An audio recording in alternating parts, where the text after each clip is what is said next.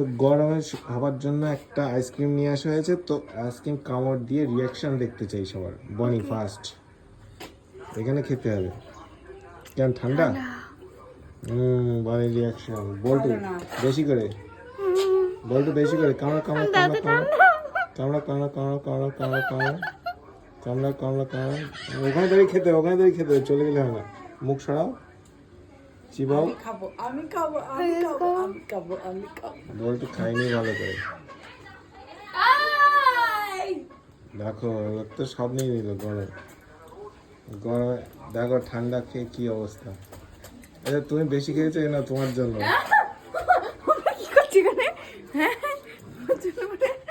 দেখো কতটা আইসক্রিম খাইয়ে ঠান্ডায় কি অবস্থা। আচ্ছা সবাই ভাগে যদি খেয়ে নাও